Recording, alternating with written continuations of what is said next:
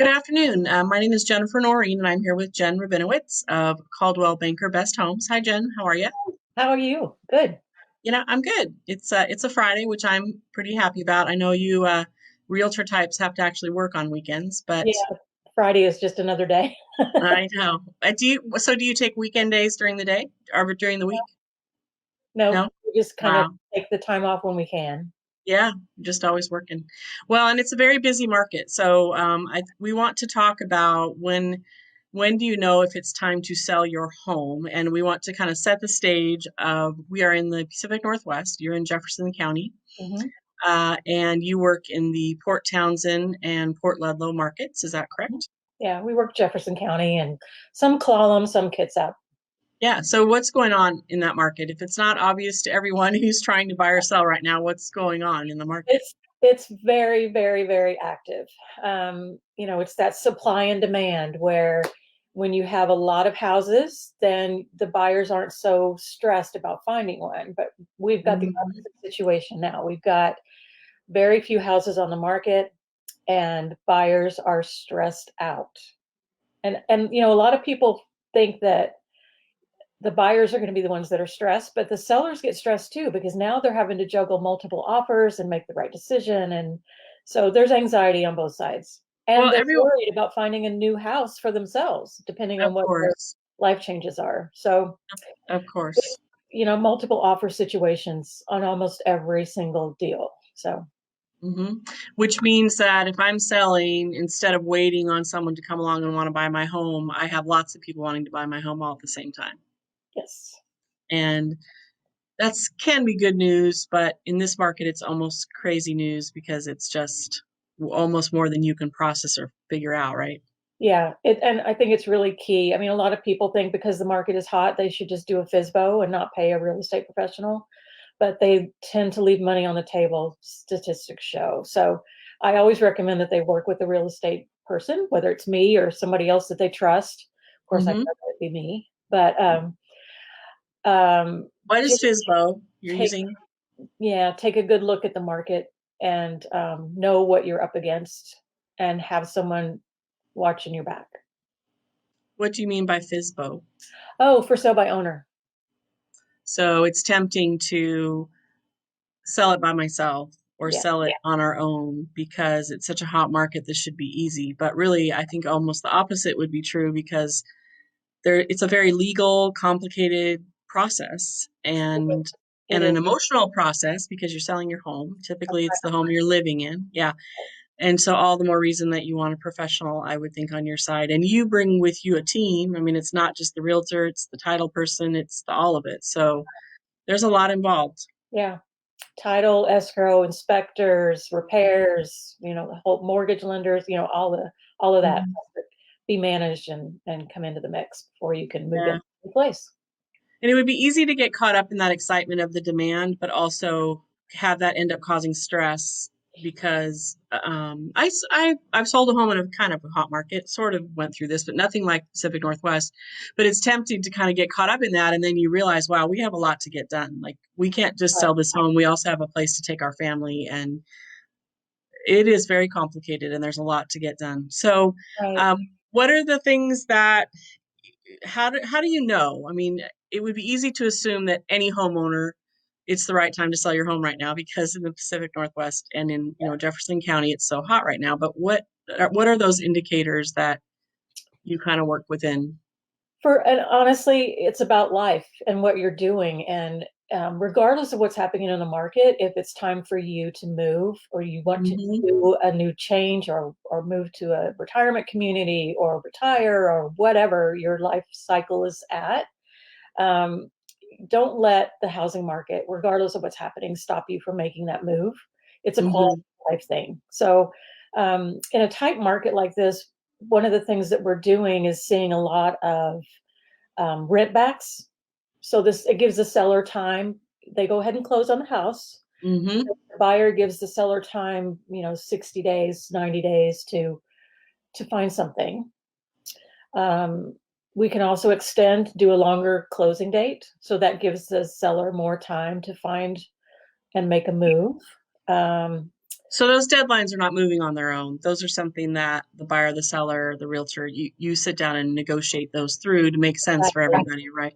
I mean, I would assume that the buyer is excited to get moved in, but the seller's excited to have some order to their move, Yeah, right? So and some stress relief from, oh my God, we've got a quick sale. What are we going to do? So yes, so yes. those are the kind of things that you talk over with your listing agent and Hmm. talk through, okay, what expectations do we want to set for this for the buyer? Because if Hmm. I want a longer closing date, I want a buyer to expect that right up front.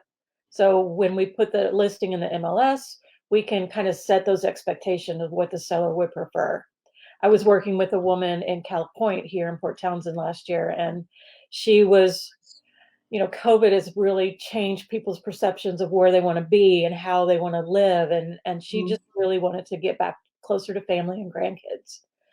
But she was nervous because her new retirement community was a brand new development, and so she was worried about the building process and what happens if it's delayed.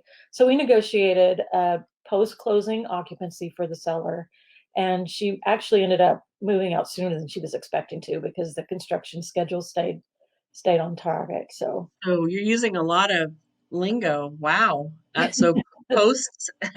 That's what my job is. post-closing occupancy, I yeah, know, I make you slow down and re-say it. So post so what do you mean by that? Do you mean that you negotiate a certain period of time they can stay in the home even after the deal is closed? correct. So the buyer takes possession. They go through the closing just like they normally would and Mm-hmm. negotiate. It's basically a short-term lease for the seller. Sure. Now, Sure. there are risks, of course, with everything like that, but you have to make sure that the buyer's home insurance is aware that the seller is going to be occupying. So they're basically a landlord for that amount of time. Yeah, I was gonna say who pays the bills and how does that work? So okay. Yeah. Yeah. Wow. Then you switch and you look at it from a landlord tenant perspective. Mm-hmm. Tenant usually pays all utilities, Mm-hmm. but the landlord is responsible if the furnace goes out or um, something happens that needs repair, then they're a landlord and they're responsible for fixing it. The So, buyer. yeah, Wow. So do you do paperwork that accompanies yeah, all of that? You would yeah. have to, right? It's Because someone really has to be communication liable. is so cool, is so key, right? Because Yeah. you want to make sure I love finding that win-win spot, right? So Mm-hmm. um, because the buyers are so anxious right now, a lot of them are negotiable on longer close dates or letting the seller stay in the house for a period of time. Uh, Mm-hmm. so it's just a matter of finding what works for both seller and buyer. Yeah. A lot of negotiation and a lot of new relationships, people that are working together very quickly for the first time. Yeah. And I think I see brokers all the time sort of playing go between on that and keeping everyone de-stressed. And you might have a single buyer who's buying from a family of five who's nervous about moving and the timing around that. So all those things are clashing, and you're kind of you're one of the people in the middle saying, "Okay, people, we can do this." It's one of Yeah, the things I love about real estate. I mean, every transaction, every home sale is yeah, because you've got different personalities, you've got different problems, you've got different goals.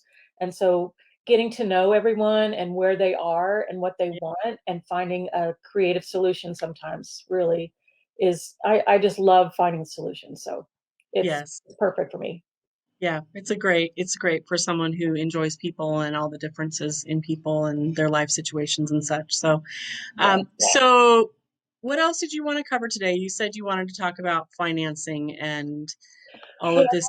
yeah, one of the things that a seller has to address is when they when they've got a contract on a house, a lot of times they're going to use that cash, but they don't have it right up front until the closing happens. And then Mhm. there's a interim period, right? So how are they going to do that? Because very few people want to move twice. But Sure. to take that pressure off, you could just plan on renting for 6 months or renting for 90 days. We've got a lot of vacation rentals and uh, Airbnbs here. And so we've had a lot of sellers go ahead and sell the house, put their stuff in storage, go into a VRBO or an Airbnb for a couple of months. So it takes some of the pressure off of finding that property right away. And it does revolve around moving twice, which can be a pain for some people, but that's an option for them. And Yeah. Hmm. Are most of your people moving out of the area? Are they selling and moving out of the area? So you're coordinating out uh, of state, or are they moving locally? What's going on in this I, market the way it is? I'd say in our market, we have a more mature demographic. Mm-hmm. I would say if I look at my clients from last year, most of them were moving closer to family and wanted to be closer to grandkids. Um, but it's a mix. It's a mix, and it always changes. So Mm-hmm. I can't really Mm-hmm. predict that. But Yeah.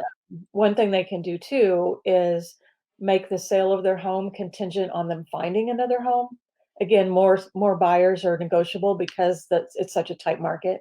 Oh, right. Yeah, I bet. One of the advantages of closing sooner and doing a post occupancy is that Mm-hmm. now the seller has that cash in the bank, and they can then compete in a stronger position when they're buying Yeah. a new home because cash Wow. is king, right?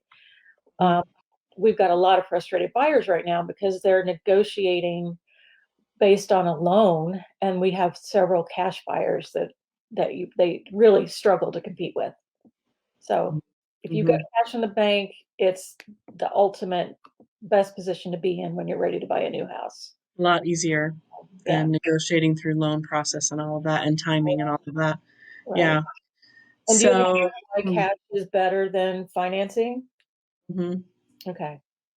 Yeah. Because, you don't have to go through all the underwriting, you don't have to go through all the appraisal process. It's generally a shorter timeline to close Mhm. versus working with a lender. So if we can get a seller in a position where they have cash in the bank and ready to go, that's our goal. Yeah. So if I'm thinking of selling my home and I'm shopping for a realtor, and honestly, there are a lot of very qualified, realtors in our area. When I see someone looking for a realtor on Facebook, there's like 127, people that are either volunteering their friend or saying, "Hey, I'll help you." Uh-huh. So what is it about working with you that you think, I know that you bring years of experience to the table, and I can tell by just the time I've gotten to know you that you're a very calm and calculative thinker. And so I can see you keeping things even in the midst of stress. But what do you think is that one thing that just really differentiates you? And I know it's hard sometimes to talk about our own strengths, but what do you think are your strengths that you bring to that relationship? Well, my earlier life was in telecommunications, and I managed global projects with Hmm. folks from individual countries with our US team. And so um, my skill set is really good at keeping people calm and Hmm. focusing on solving the problem, Hmm. and juggling all the pieces that have to come together Yep. with making that home yours. And Yes. so um, I just love working with folks, and I've got the skill set to keep things calm when things go wrong, and something always goes wrong.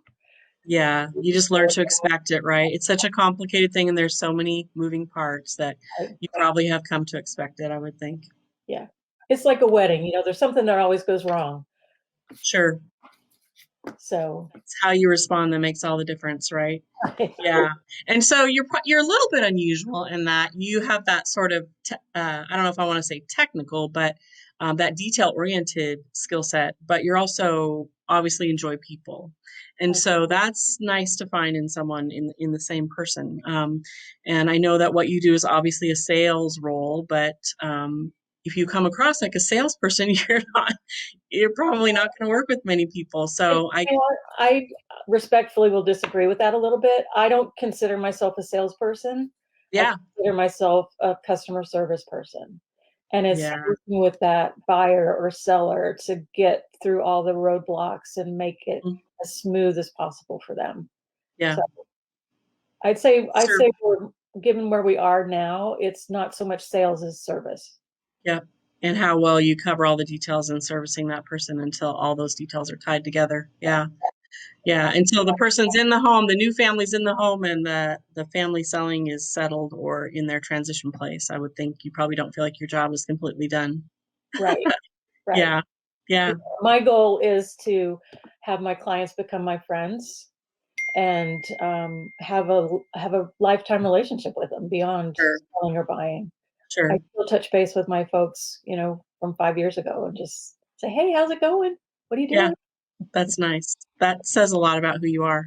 So anything else you want to talk about? I know that I always try and do the obvious, which is give people the opportunity to contact you. So if they're watching this right now and they need to sell their home or they want to talk to someone about it, do they call your office? Do they call you personally? What's the best way to get a hold of Jen Rubinowitz? You can call, text, or email. My cell phone is 360-774-0130. Mhm. And my email is Jen, sells port to port at gmail.com. Sounds good. All right. Well, thanks for visiting with me today. I'm sure we'll be doing this again. I look Just, forward to it. yes, it'll be fun. So nice to see you. You too. Thank you.